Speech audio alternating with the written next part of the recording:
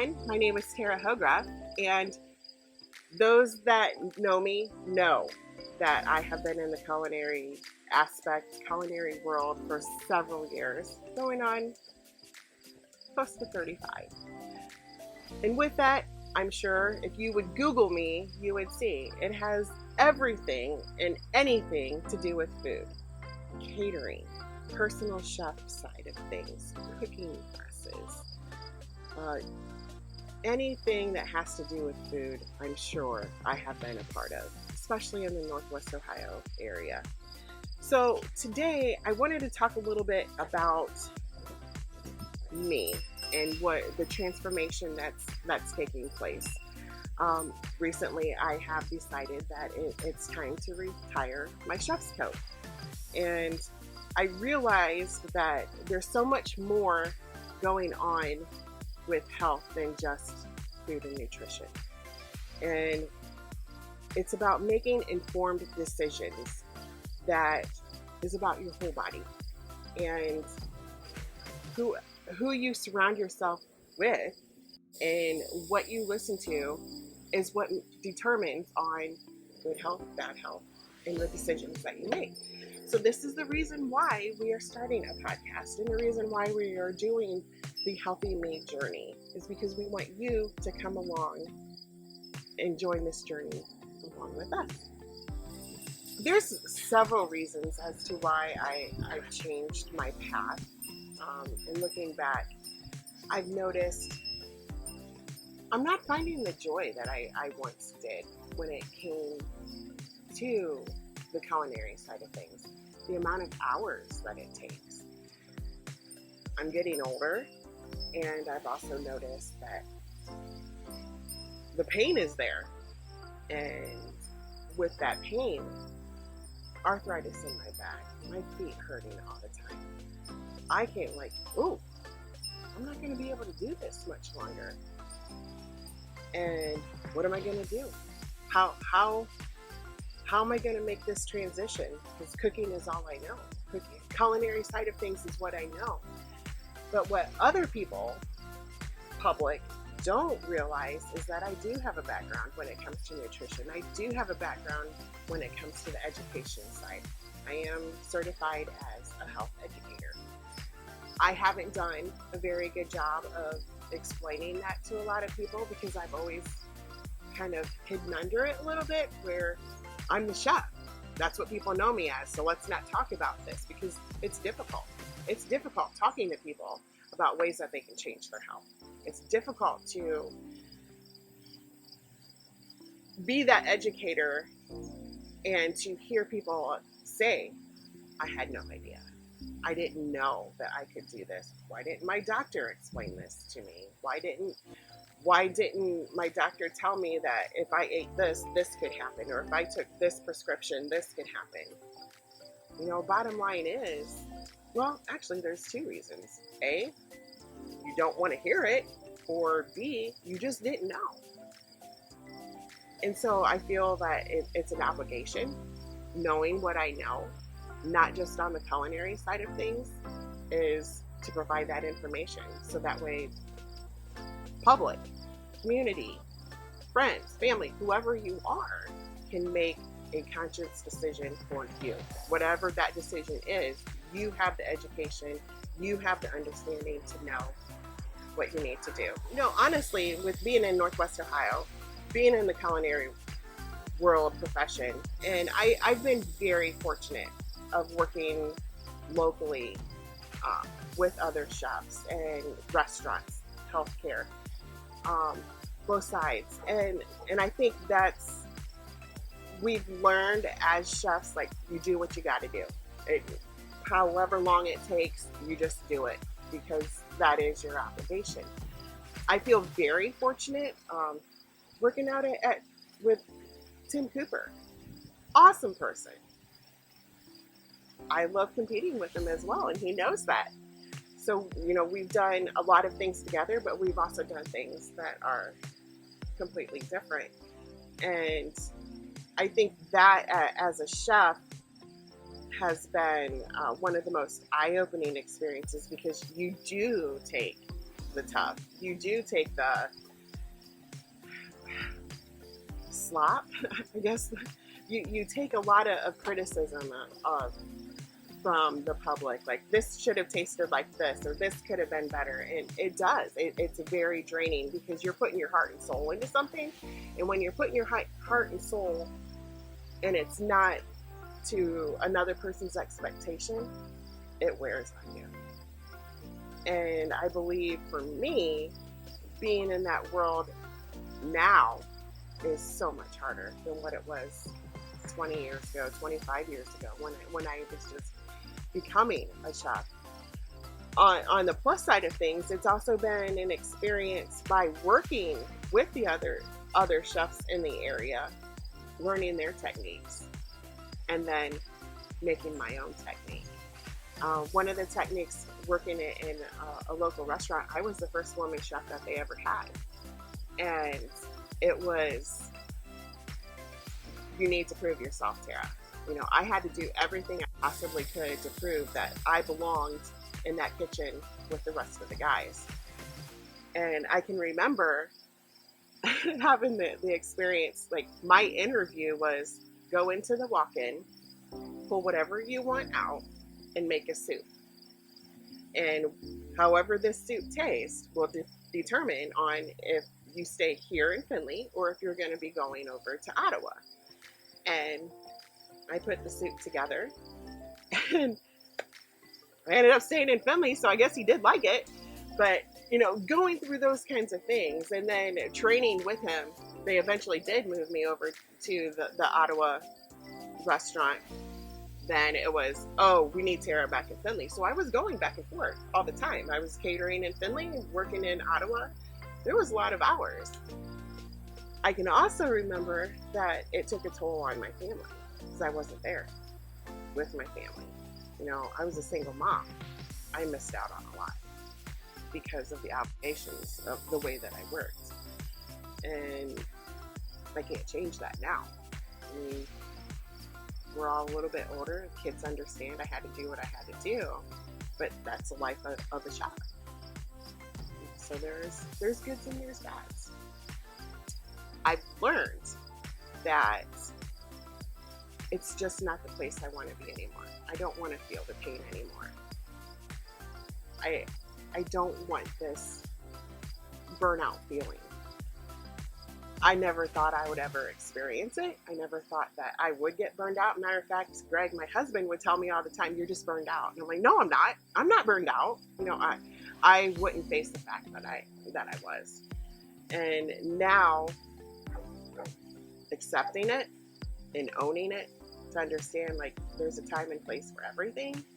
And I need to find my joy again. And in order to find that joy, I need to make transitions. And I feel in my heart, I feel in my mind, I feel in my soul that this is the best transition that I can do, not only for myself, but a community. And I feel I'm right where I need to be. And the opportunities that can come from this, I'm still trying to process. I'm still trying to put those pieces together, but it feels right. And so now this is where we have the Healthy Me journey. You know, the journey, it started off when we were trying to name the magazine, like, what are we going to call it? And if you look at Healthy Me, you notice heal is circled. That was intentional. Heal me. Healthy Me journey is about a person going through their health journey. Doesn't matter what it is. It could be the mental side of things. It could be physical side of things. It could be what they're eating, what they're not eating. You know, it's their journey. Maybe they're going through diabetes. Maybe they're going through cancer. Maybe they have a heart issue. Maybe they're just concerned on preventative care. I mean, it's all about their journey and what they go through. It's their own journey. There's not one journey that's the same. And that's life. Not one person goes through the same exact thing. so that's why I'm really excited about Healthy Made Journey, because there's so many different avenues. Me being on the culinary side of things, there's cookbooks, there's cooking classes, there's the culinary side, but there's also the educational side. And I think for me, when I accepted the fact that I knew, hey, my body is not going to be able to handle this much longer, what am I going to do? I mentioned that to my coach, my business coach, and said, I don't like feeling like I'm hurt all the time. And I don't like getting up every single day after working a long day that I did. Like, I am hurting bad. I can't move. And I need to come up with plan B. And so he said to me, like, Tara, why don't you go ahead and make a list of what you like to do, things that you don't like to do, and things that you know that you're not going to be able to do much longer. Keep writing, keep putting those words down, or phrases, or whatever it is, keep putting those down, and something will come to you. And so I would write things down. I prayed over it, like, God, give me something here, because I don't know where I'm going. And I would revisit it. And then, I don't know, 2 weeks or so later, I went on it and I looked, like, I like education. I like public speaking. I like creating recipes. I love doing cooking classes. I love working with cancer patients. I love the preventative care. I love reading. Where does this all fit in? Nothing made sense. Nothing made sense. And so one day I'm just sitting in the car, and my husband and I are out for a drive, and it just came to me, like, I like reading, and I love the education side of things. I love working with small businesses. What do you think about a health and wellness magazine? And it all just came together. I love the idea, Tara. Let's move with it. And so plan B is coming together. And that's the journey. Quite honestly, without trying to show too many emotions and getting teary-eyed, this past year has been one of the most difficult years that I've ever gone through in my life. And I've realized I held on to so much of my past, and it defined me, that I would shy away from things. I would, like, I can't do this. And so many times, even as a chef, like, I'm undeserving. I don't deserve this. I'm not worthy. I can't have this. And when I finally came to odds with it and opened up about it and talked, I realized, like, oh my gosh, I've let so much of my past. How can I be a healthy person? How can I be an advocate when I need to deal with these things myself? So finally, being true to me and working through those things it's been a big shift.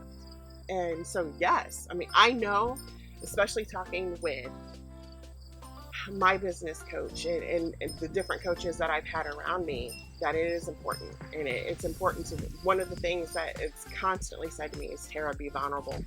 Be vulnerable, because people will relate to that.